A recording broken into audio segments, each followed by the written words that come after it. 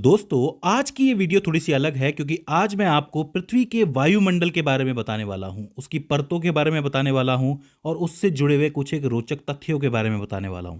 लेकिन आज अचानक से पॉलिटी से हट के हम लोग वायुमंडल की बात क्यों कर रहे हैं? क्योंकि ये वो टॉपिक है जिसमें से बहुत सारे प्रश्न हैं जो ऑब्जेक्टिव्स के रूप में जीके में देखने को मिल रहे हैं और बाकी पेपर्स में भी देखने को मिल रहे हैं। इसीलिए मैं चाहता हूं कि आप एक भी प्रश्न ना छोड़ें और हम इस टॉपिक को अच्छी तरीके से कवर कर लें। देखिए, मेरी कोशिश रहेगी मैं आपको चीज रटवाऊं नहीं बल्कि याद करवाऊं, क्योंकि ये टॉपिक पढ़ने में काफी मजेदार है। तो ज्यादा देर ना करते हुए हम शुरू करते हैं। तो देखो, सबसे पहले ये समझो कि धरती के आसपास के वायुमंडल को परतों में बांटा गया है। कुछ एक ऐसी परतें हैं जो कि धरती की सतह के काफी करीब होती हैं और कुछ एक होती हैं जो सतह से काफी दूर होती हैं। इन सतहों की जो स्टडी होती है, जो शोध होती है, उसको आप लोग मेट्रोलॉजी कहते हो और उस मेट्रोलॉजी के अंदर भी एक ब्रांच और होती है जिसको आप एरोलॉजी कहते हो, जिसके अंदर वायुमंडल के सभी परतों का शोध किया जाता है। ठीक है, तो ये बात आपको स्पेशली याद रख लेनी है। पृथ्वी के वायुमंडल में मुख्यतः 3 गैसेस होती हैं जो सबसे महत्वपूर्ण होती हैं। एक होती है नाइट्रोजन, जो कि सबसे ज़्यादा होती है, तकरीबन 78%। एक होती है ऑक्सीजन, जो हम लेते हैं, जिसको जो होती है 20.9%।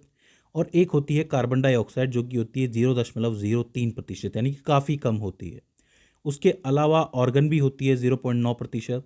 और बाकी सारी गैसेस भी थोड़ी थोड़ी मात्रा में होती है, बिल्कुल नगण्य मात्रा में होती है। अब हमारे वायुमंडल को तापमान, दाब और अन्य घटकों के आधार पर 5 परतों के अंदर बांटा गया है। मैंने परतों की भी बात की थी ना, तो वो तापमान और दाब के हिसाब से बांटा गया है उसको। यानी कि जैसे जैसे आप वायुमंडल में ऊपर जाते हो वैसे वैसे तापमान बढ़ता भी है और कभी घट भी जाता है, दाब बढ़ता भी है, कभी घट भी जाता है। तो उसी आधार पर उन्हें 5 परतों में बांट दिया गया है। पहली परत है शोभ मंडल, जो कि आपकी धरती से थोड़ा ऊपर होती है, पहली परत जिसको हम लोग कहते हैं।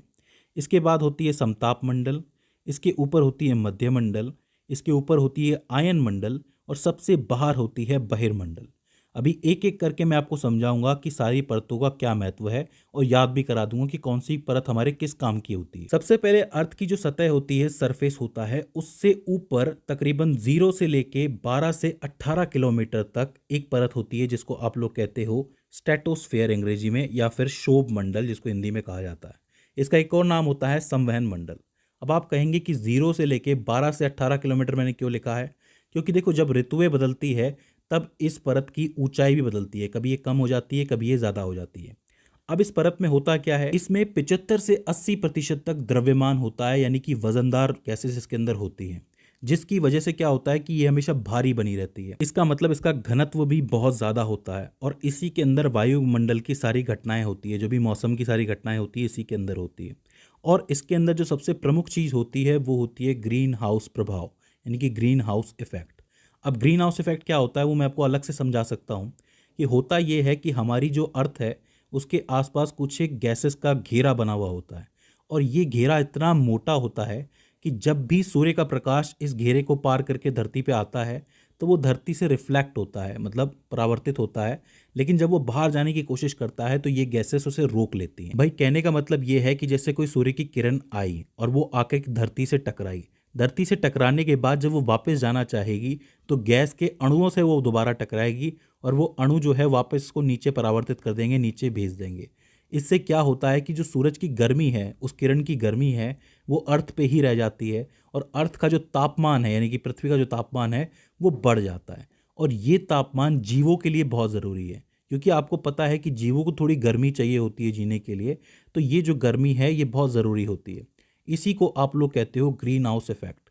अगर ऐसा नहीं होता तो यहाँ पे जीव कभी सरवाइव ही नहीं कर पाता। अब इस ग्रीन हाउस इफेक्ट की सबसे ज़रूरी गैस कौन सी है, तो आप लिखेंगे CO2, यानी कि कार्बन डाइऑक्साइड, क्योंकि वो क्या करती है, ज़्यादा घनत्व पैदा करती है। और अगर CO2 थोड़ी ज़्यादा है तो इसका मतलब कम गर्मी बाहर जा पाएगी और तापमान बहुत ज़्यादा बढ़ जाएगा। अगर आपने वीनस का नाम सुना हो, शुक्र ग्रह का नाम सुना हो, तो उसे अर्थ की सिस्टर प्लैनेट भी कहा जाता है। वहाँ पे क्या होता है कि वहाँ के वातावरण में जो ज्वालामुखी जब फटते हैं तो वहाँ से बहुत सारी CO2 निकलती है, कार्बन डाइऑक्साइड निकलती है, जो कि एक बड़ा घेरा बना लेती है। जब सूर्य की रोशनी वीनस के ऊपर पड़ती है और जब वो वीनस की धरती से टकरा के रोशनी वापस जाना चाहती है तो वो CO2, कार्बन डाइऑक्साइड, उसे रोक लेती है और इसकी वजह से वीनस जो है वो बहुत ज़्यादा गर्म हो जाता है। मैं आपको बता दूं कि हमारा जो सोलर सिस्टम है उसके अंदर सबसे ज़्यादा गर्म प्लैनेट कौन सा है, वीनस ही है, क्योंकि वहाँ के जो बादल हैं बहुत ज़्यादा मोटे हैं और वो गर्मी को बाहर जाने ही नहीं देते, वो कैच कर लेते हैं उसको। ठीक है, तो इस तरीके से आपकी पहली परत यानी कि क्षोभ मंडल हो जाता है। इसके बाद धरती की सतह से 50 किलोमीटर ऊपर यानी कि 12 से 18 किलोमीटर से भी आप ऊपर जाओगे तो दूसरी सतह होती है समताप मंडल। यहाँ पे क्या होता है कि यहाँ पे मौसम नहीं बदलते, क्योंकि यहाँ तक जो है बादल नहीं बनते या बरसात नहीं होती है, तो यहाँ पे तापमान जो है समान बना रहता है। और ये जो स्थिति होती है ये एयरप्लेन के लिए बहुत अच्छी होती है। तो आपके जितने भी एयरप्लेन होते हैं वो समताप मंडल के अंदर ही घूमते हैं।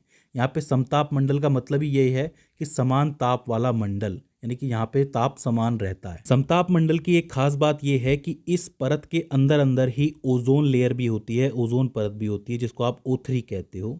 आपको पता है ये किस काम आती है कि जब सूर्य से घातक किरणें आती हैं, पराबैंगनी किरणें आती है, अल्ट्रावायलेट, तो ये ओजोन क्या करती है कि उन्हें अवशोषित कर लेती है और सिर्फ वो रोशनी नीचे भेजती है जिसकी हमें ज़रूरत होती है।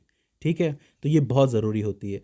हालांकि इसको नुकसान बाहरी रूप से भी होता है, जैसे हम भी इसको नुकसान पहुंचाते हैं क्लोरोफ्लोरोकार्बन की मदद से। आपने सुना होगा एसी से निकलता है, फ्रिज से निकलता है, तो वो चीज़ जो है ओजोन के लिए बहुत बुरी होती है। इसके बाद एक और परत आती है जो कि मध्य की परत होती है, इसके लिए उसको मध्य मंडल कहा जाता है, जो कि तकरीबन 90 किलोमीटर तक होती है, 50 से 90 किलोमीटर तक होती है।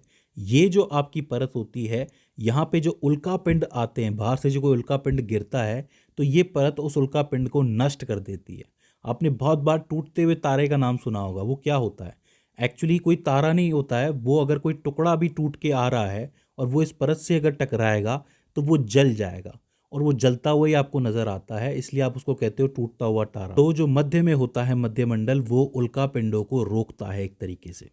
इसके बाद यहाँ से 80 या फिर 90 किलोमीटर से 640 किलोमीटर तक या फिर 800 किलोमीटर तक जो एरिया होता है उसको आप कहते हो आयन मंडल। होता यह है कि सूर्य से आने वाले कुछ एक आवेशित कण होते हैं जो कि इस लेयर के अंदर, इस परत के अंदर पाए जाते हैं, वो आयन्स होते हैं, इसलिए हम इसको आयन मंडल कहते हैं।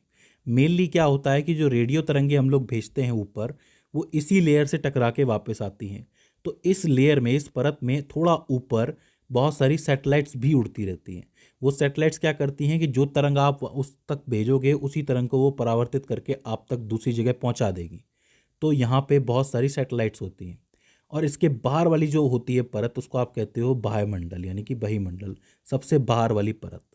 तो ये मोटे तौर पे 5 परतें होती है जिनका तापमान अलग अलग होता है, दाब अलग अलग होता है, और इनकी जो कार्य होते हैं वो भी अलग अलग होते हैं। तो जो भी जानकारी मैंने आपको एक एक परत के बारे में दी है, उन सभी परतों को आपको याद रखना है, सबके नाम आपको याद रखने हैं। मुझे उम्मीद है कि आपको समझ में आया होगा कि हमारी पृथ्वी के बाहर का जो वायुमंडल है वो है कैसा, कि किस वायुमंडल में हम लोग जी रहे हैं।